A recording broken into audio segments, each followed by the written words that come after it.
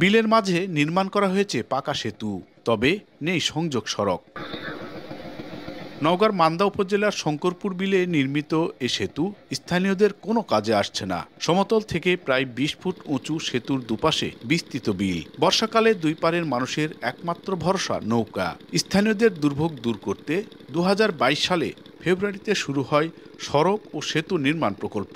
২০২৪ সালে এই প্রকল্পের কাজ শেষ হওয়ার কথা।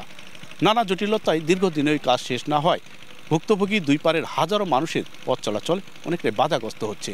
দ্রুত এই কাজ বাস্তবায়নের দাবি করছেন তারা। যাওয়া আসা এখান খুবই মানুষের জন্য দুর্ভোগ। রাস্তাঘাট ভালো লয়, ভ্যান চড়া হয় না, গাড়ি চড়া হয় না, হাঁটে যাওয়া লাগে, কাদা পানি ভেঙে যাওয়া লাগে। রাস্তা না থাকাতে আমার চলাফেরার সমস্যা হচ্ছে। রোগীটুকুলা ঝামেলা যেতে পারে না, মনে করে ঠেলা গাড়ি না নৌকাত করে যেতে হয়। রাস্তা আর এই ব্রিজ, এই দুটা জিনিস যদি আমার হয় তাহলে আমরা প্রায়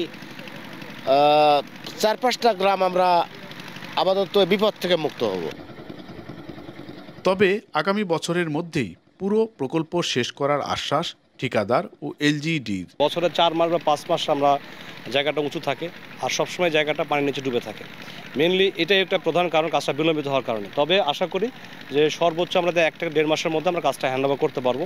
এই কাজটা হ্যান্ডওভার হয়ে গেলে এই মোটামুটি আপনার ৯ থেকে ১০টা গ্রামের লোকজন সুফল ভোগ করবে। বছরে দীর্ঘমেয়াদী বৃষ্টির কারণে রাস্তাটা ডুবে গেছিল, আর কি অ্যাপ্রোচ ডুবে গেছিল। ইতিমধ্যে পানি নেমে গেছে। পানি নেমে যাওয়ার পরে এখন অ্যাপ্রোচের কাজ চলমান আছে। মানে আশা করতেছি আগামী জানুয়ারি মাসের শেষের দিকে যানবাহনের জন্য আমরা উন্মুক্ত করে দিতে পারবো। এলজিইডির তথ্য মতে ৬০০ মিটার সংযোগ সড়ক ও ২৪ মিটার সেতু প্রকল্পে ব্যয় ধরা হয়েছে ৩,৩৪,০০,০০০ টাকা। এমআর রকি, সময় সংবাদ, নওগাঁ।